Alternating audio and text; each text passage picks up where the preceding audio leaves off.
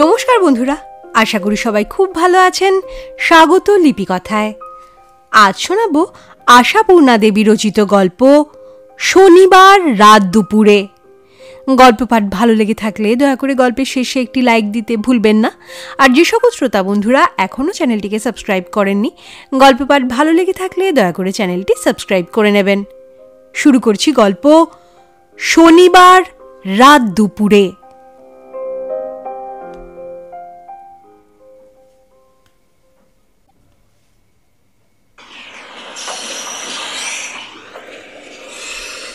Local ট্রেনগুলোর যদি সময়ের কোনো ঠিকঠাক থাকে, লেটের তো মা বাপ নেই। 1.5 ঘন্টা জার্নি 7.5 ঘন্টায় উঠল। এটা কোনো ব্যাপারই নয়, প্রায় স্বাভাবিক ঘটনা। জ্বালা বটে ডেলি প্যাসেঞ্জার বাবুদের। ফেরার কথা সন্ধে, ফিরতে হলো রাত 12টায়। অথচ আবার তো সেই ভোরবেলা উঠে পরিমরি করে খেয়ে না খেয়ে ট্রেন ধরতে ছোটা। অফিসে লেট হলে তো চলবে না। আবার কি শুধুই লেট? ট্রেনের মধ্যে ডাকাতি নেই, লুটপাট নেই, দিব্যি প্যাসেঞ্জার সেজে প্যাসেঞ্জারদের সঙ্গে গায়ে গা মিশিয়ে বসে আছেন। মশাইদের হয়তো হাতে বই কি খবরের কাগজ, যেন কতই পড়ছেন। হঠাৎ কোনো মোক্ষম জায়গায় গা ঝাড়া দিয়ে উঠে পড়ে প্যান্টের পকেট থেকে অস্ত্রশস্ত্র কিছু একটা বার করে ফেলে বাগিয়ে ধরে বলে ওঠা, যার কাছে যা আছে দিয়ে দিন ঝটপট, কুইক কুইক। ঝপাঝপ বেরিয়ে আসবে ঘড়ি আর মানি ব্যাগ, কানের দুল, গলা সরু চেন, হার, এক হাতের একগাছা বালা। মেয়েরা তো গহনা পরা কমাতে কমাতে এইখানে এসে ঠেকেছে। সেইটুকুতেও নজর, বলতে গেলে নিত্য নৈমিত্তিক ঘটনা। অফিসে যাওয়া লোকটা যতক্ষণ না বাড়ি ফিরছে, বাড়ির লোক বসে আছে প্রাণ হাতে করে। কতক্ষণে ফেরে? আস্ত সুস্থ অবস্থায় তো। লালমোহন ডেলি প্যাসেঞ্জার নয়, মেসে থাকে। শনিবার শনিবার বাড়ি আসে। আর ওর ভাগ্যে যেন শনিবারই লেট তুঙ্গে ওঠে, অন্তত ওর তাই মনে হয়। ফেরার কথা কোথায় সন্ধে 7:10, আর এখন ফিরছে কিনা 11:45। হন হন করে আস্তে আস্তে লালমোহন ভাবছে, মা বোধহয় ভাবছেন এই সপ্তাহে আর এলো না ছেলেটা। তাহলেও আরও কিছুক্ষণ জেগে বসে থাকবেন মা, হ্যারিকেনটি মিটমিটিয়ে জেলে। আর বৌদি বেচারি শুয়ে পড়লেও ঘুমোতে পারবে না, যদি আসে উঠে চা বানাতে হবে বলে। এ তো আর মেস নয় যে সময় পার হলেই রান্নাঘরের দরজায় তালা চাবি। বাড়ি বলে কথা, রাত 2টোতেও গরম চা, গরম লুচি, গরম ভাত সব মিলে যায়। হন হন করে আসতে চাইলেও হচ্ছে না, হাতে রয়েছে একটা বোঝা। শনিবারের বাবু মশাইদের এ বোঝা থাকবেই। কলকাতার বাজারের ভালো মন্দ জিনিসপত্র দেশের বাড়িতে নিয়ে আসবে না বাড়ির লোকেদের জন্যে? অসময়ের কপি, কড়াইশুঁটি, অসময়ের ন্যাংরা আম, আরও এটা সেটা কত কি। হুহ, কি রাতটাই হয়ে গেল। হ্যাঁ, এত খারাপ লাগছে। গ্রামের পরিবেশে গভীর রাত, তাই আবার আকাশে মেঘের ঘটা, ফলে চারিদিক ঘুটঘুটতি অন্ধকার, চারিদিক শুনশান। কোনোখানে কোনো জনমানবের চিহ্ন নেই। শুধু এক টানা ঝিঝি পোকাদের সেই পরিচিত শব্দ, যে শব্দটা রাতের গভীরতাকে যেন হাড়ে হাড়ে বিঁধিয়ে দিচ্ছে। আবার হঠাৎ হঠাৎ কোথাও কোথাও রাত জাগা কুকুরেরা বিটকেল শব্দে ডেকে উঠে হাড় হিম করে দিচ্ছে। কাঁধের ব্যাগটা যতই ভারী লাগুক, জোর করে তাড়াতাড়ি এগোবার চেষ্টা করতে থাকে লালমোহন। কিন্তু এটা কি হচ্ছে? তার কাঁধের ঝোলাটাকে পেছন থেকে টানবার চেষ্টা করছে কে, যার জন্যে থমকে থমকে যেতে হচ্ছে লালমোহনকে? মনের ভ্রম? না, তা নয়। রীতিমতো স্পষ্ট প্রত্যক্ষ কেউ যেন সমানে পেছন পেছন আসছে এবং থেকে থেকে ঝোলাটা ধরে টান মারছে। কি জ্বালা! রাত দুপুরে এই বেয়ারা রসিকতাটি করছে কে? কার এমন শখের প্রাণ গড়ের মাঠ? লালমোহনের মনে হলো গাড়ি লেট তো সে একাই করেনি, আরও তো ছিল কতজন। তাদের মধ্যে কার এমন বাই চাপল? দেবু, রজনী, নিখিল, তারাপদ, প্রভাকর কে হতে পারে? অকারণ এতটা আসতে যাবেই বা কেন কেউ? সকলেরই তো স্টেশনের কাছাকাছি বাড়ি। তারা কখন যে যার বাড়ির মধ্যে ঢুকে পড়েছে। লালমোহনের ঠাকুরদার ছিল অনেক জমি জমা, বাগান, পুকুর, কাজেই তাদের বাড়িটা হয়ে গেছে গ্রামের এক টেরে। বলতে কি, সেই জন্যেই যেন রাস্তাটা এত নিশ্ছিদ্র, নির্জন। কার দায় পড়েছে শুধু একটু মজা করার জন্য এতটা রাস্তা হাঁটতে আসবে, আবার তো ফিরতে হবে তাকে। অথচ আসছে তাতে সন্দেহ নেই। পেছনে যেন পায় পায় শব্দ আসছে। হঠাৎ একটা কথা ভেবে গা হিম হয়ে গেল লালমোহনের। তাদেরই একজন নয় তো? তারা ট্রেনে লুটপাট করবার সুযোগ করে উঠতে পারেনি, তাই যথালাভ ভেবে পিছু নিয়েছে। এইসব সমাজ বিরোধী দুর্বৃত্তরা মানুষের জীবন মহানেশা করে ছেড়েছে। কিন্তু মুখ ফুটে তো আর বলে উঠতে পারা যায় না কিছু, এত সাহস নেই। ঘুরে দাঁড়াতেও সাহস হলো না, তাই পা চালাতে চালাতেই বলে উঠল লালমোহন, মিথ্যে খাটছেন দাদা, মজুরি পোষাবে না। হতভাগা কেরানি, সঙ্গে থাকার মধ্যে ট্রেনের মান্থলিটা আর খুচরো 1 টাকা 80। আর এই বাড়ির জন্যই গোটা কতক ল্যাংড়া আম। বুড়ো মা আছেন। কথাটা শেষ না হতেই আবার একটা হ্যাঁচকা টান, আর সঙ্গে সঙ্গে একটি চিরচেনা গলার স্বর,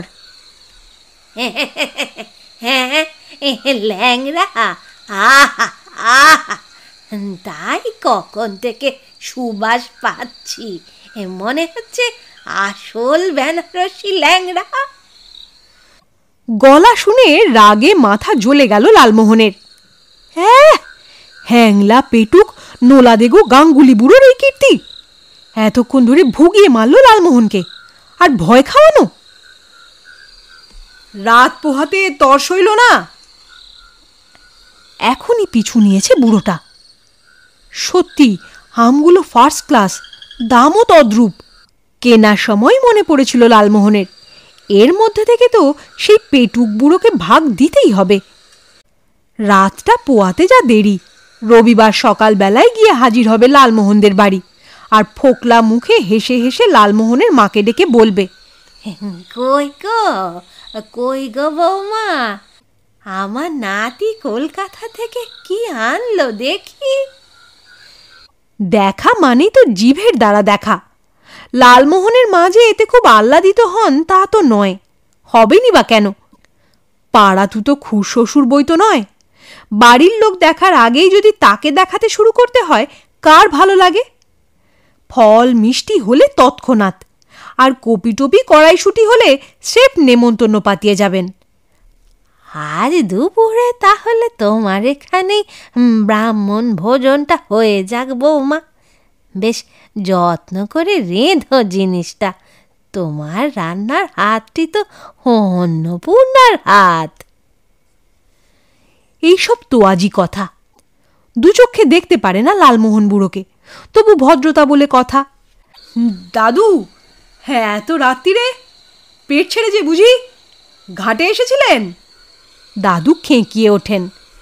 70-এর পেট ছাড়ুক, আমাদের আবার ঘরবার, ঘুম তো নাই, এদিক ওদিক ঘুরছি। দেখি তুই আসছিস হনহনিয়ে ল্যাংড়ার খসবো ছড়াতে ছড়াতে, তাই তোর পিছু নিলুম।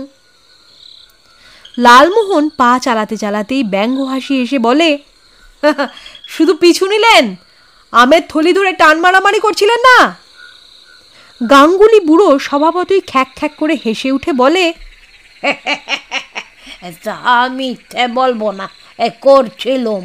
সুবাসটা বড় জোর রে, মন ধৈর্যমান ছিল না।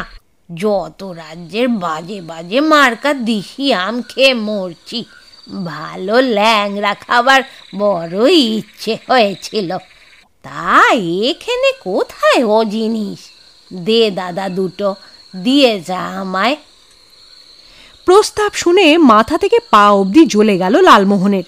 ছি ছি, হ্যাংলামের কি একটা সীমা থাকতে নেই? কিন্তু যাও বুড়ো ভাগো, হবে না তা তো আর বলতে পারে না। তাই আবার ও কাষ্ঠ হেসে বলে, রাস্তার মধ্যে আবার কি দেবো দাদু, বাড়িতে চলুন, এই তো এসেই গেছি প্রায়। বাড়িতে? বুড়ো হা হা করে ওঠে, না দাদা না, এখন আমায় দেখলে তোর বাড়ির লোক ইট ছুড়বে। তুই এখান থেকেই দুটো দিয়ে যা। আরে বাবা, খাবেন তো সেই সকালেই, এখন তো আর খাচ্ছেন না। ফস করে জ্বলে ওঠে বুড়োর গলার স্বর। কে বলেছে তোকে এখন খাচ্ছি না? এখনই খাবো, দে দে দিয়ে যা দুটো। তোর মার তো বাপু নজর তেমন উঁচু নয়, বেছে বেছে সেই মন্দটাই দেবে। তেজ দেখো, যেন দাবির জোর, দিয়ে দিয়ে মাথায় তোলা হয়েছে দেখা যাচ্ছে। লালমোহন কাঁধ থেকে ঝোলাটা নামিয়ে হাত বুলিয়ে বড় ছোট আন্দাজ করতে চেষ্টা করে। বুড়ো আবার ধূর্ত শেয়ালের মতো খ্যাকখ্যাকিয়ে হেসে ওঠে, বলে, হয়েছে হয়েছে, আর ছোট বড় বাছাই করতে হবে না, দিয়ে দে চটপট। বেশি বেঙ্গর বাই করলে থলি শুদ্ধ চম্পট দেব, বলে দিচ্ছি নাতি। আবার সেই খ্যাকখ্যাকে হাসি, কতই যেন রসিকতা। দুটো ধাড়ি ধাড়ি আম। লালমোহনের বুক কড়কড় করে, তবু হাতে নিয়ে বলে, কই হাত কই, অন্ধকারে তো নিজের হাত পাই দেখতে পাচ্ছি নে। আমারটাও পাবি নে, রাখ রাখ, ওই গাছতলাতেই রাখ। গাছতলায়? হ্যাঁ হ্যাঁ, ঠাওর করে দেখ না, ডাইনে একটা চালতে গাছ রয়েছে।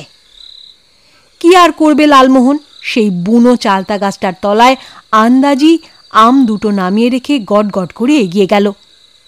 উফ, এইভাবে গত সপ্তাহে বহু দামে আনা বড় বাগদার একটা সেঁটে গেছে বুড়ো অসময়ের কপির সঙ্গে, প্লাস প্রায় এক থালা চব্যচস্য। মা তো বুড়োকে দেখলে জলে, তবু বৌদি হেসে হেসে বলে, মার পুষ্যি পুত্তুর। বাড়িতে ঢুকতেই মা হইচই করে উঠলেন, হে এসেছিস, হো সোনা আমার, গোপাল আমার, আমি তো ভেবেই মরছি। বৌমার চায়ের জল 3 বার ফুটলো আর ঠান্ডা হলো। নীলু বলল আজ আর বোধহয় এলো না, কাঁধে এক বোঝা। লালমোহন দালানের চৌকিতে বসে পড়ে বলে, বোঝা এবার বন্ধ করতে হবে। উফ, ওই হ্যাংলা পেটুক বুড়োটার জ্বালায় রাস্তায় আমার এক গাদা সময় নষ্ট হয়ে গেল। এমন বেয়ারা বুড়ো মা এই রাত দুপুরে আমের গন্ধ পেয়ে আমার পিছু নিয়েছে, দুটো ভালো ভালো আম বাগিয়ে নিল। আবার কি চোটপাট, বলছি রাস্তা থেকেই দেব না, বাড়ি চলো, বলে কিনা না এক্ষুনি খেতে ইচ্ছে করছে, দে শিগগির। লালু, মা চেঁচিয়ে ওঠেন, কার কথা বলছিস, কে নিল আম? কার কথা আবার? লালু পাখা ঘুরিয়ে ঘুরিয়ে হাওয়া খেতে খেতে বলে, বুঝতে পারছো না, এমন লজ্জা ঘেন্নাহীন বুড়ো আর কে আছে গাঙ্গুলি বুড়ো ছাড়া? লালু, মা আর্তস্বরে চেঁচিয়ে ওঠেন, গাঙ্গুলি কাকা তোর হাত থেকে আম নিলেন এই শনিবার দুপুর রাতে? সেই তো বলছি, রাতটা কাটতেও ধৈর্য ছিল না, আবার বলে কিনা, ওরে লালু রে, কি সর্বনেশে কাণ্ড রে, তুই এই শনিবার ভরা অমাবস্যায় মাঝরাত্রিরে তার হাতে আম দিয়ে এলি, আর আর সকলের আগে।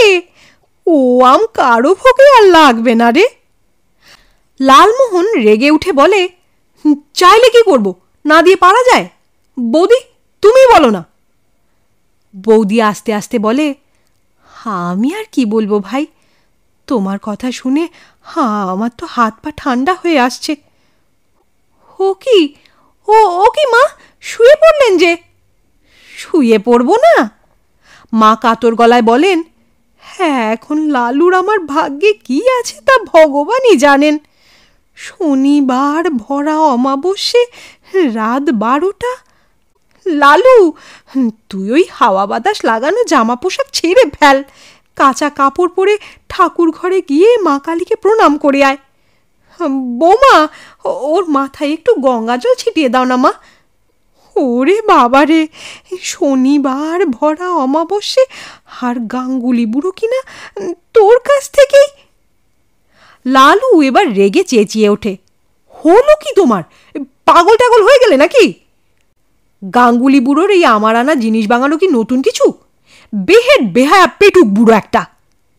বৌদি তাড়াতাড়ি বলে ওঠে, থাক ভাই থাক, ওসব আর বলো না বাপু, শুনতে পেলে কি করবেন না করবেন। লালমোহন বলে ওঠে, বারে বা, আমি কি তার সামনে বলতে যাচ্ছি নাকি? নিজের বাড়ি বসে বলছি। তাহলে কি হবে ঠাকুরপো, উনি তো এখন বায়ুচর হয়ে গেছেন, সবই শুনতে পান। লালমোহন হ্যারিকেনের শিখাটা বাড়িয়ে দেয়, বলে, আচ্ছা তোমরা দুজনে মিলে কি সব উল্টোপাল্টা কথা বলছো বলো তো? দাদা, ও দাদা। নীলকমলের ঘুম পাতলা হয়ে এসেছিল, বেরিয়ে এলো। লালু বলল, দেখো তো বউ শাশুড়ি দুজনে পাগল টাগল হয়ে গেল কিনা। একেই তো গাঙ্গুলি দাদু মেজাজটা খারাপ করে দিল, তার উপরে আবার। নীলকমল চমকে ওঠে, হেই, এই কে মেজাজ খারাপ করে দিল? কে আবার? ওই হ্যাংলা বুড়ো রাস্তার মাঝখান থেকে দুটো আম হাতিয়ে নিয়ে। হ্যাঁ হ্যাঁ। নীলকমল হ্যাঁ হ্যাঁ করতে করতে চৌকির ধারে শুয়ে পড়ে বলে ওঠে, ও লালু, আমায় একটু জল দে। রাম রাম রাম রাম রাম, ধুকা ধুকা ধুকা ধুকা। বুড়ো আম বাগালে মানে? বুড়ো কি আর আছে রে? লালু হাঁ করে বলে, তার মানে কোথায় গেছে? মানে মানে ছোট জেঠির ব্রত পুজোয় ব্রাহ্মণ ভোজনে অতি ভোজন, ফলে ফলে ফলে পটল উত্তোলন। হোপলেস, সবাই মিলে আর কি। লালু বলে ওঠে, এইমাত্র নিজের চোখে দেখে এলুম মানুষটাকে। বৌদি আস্তে আস্তে বলে, নিজের চোখে দেখেছ? পারে, দেখব কি, যা অন্ধকার। আলো থাকলেও দেখতে পেতে না ভাই। বৌদি গম্ভীর গলায় বলে, গেল বুধবার রাত্রিরে তিনি গত হয়েছেন। কি বললে? গত হয়েছেন মানে? মানে মারা গেছেন? মানে অক্কা পেয়েছেন? ও বৌদি, মানে চন্দ্রবিত হয়ে গেছেন? লালুর গাঁক গাঁক চিৎকারে ওর দাদা ছিটকে উঠে পড়ে চৌকি থেকে, আর চৌকির সেই ফাঁকা জায়গায় লালু শুয়ে পড়ে, এক মনে চেঁচাতে থাকে, ওরে বাবারে, আমার ঝোলা ধরে টেনেছে, আমায় হ্যাঁচকা টান মেরেছে, আমায় আমায় ছুঁয়েছে। শেষ হলো গল্প। গল্প পাঠ ভালো লেগে থাকলে দয়া করে চ্যানেলটি সাবস্ক্রাইব করে নেবেন, আর বেল বাটনটি প্রেস করলে আমার পরবর্তী গল্পের নোটিফিকেশন আপনারা পেয়ে যাবেন। আপনারা চাইলেই গল্পটিকে আপনাদের বন্ধুবান্ধব প্রিয়জনদের সাথে শেয়ার করে নিতে পারেন। সবাই খুব ভালো থাকবেন, সুস্থ থাকবেন। অনেক ধন্যবাদ।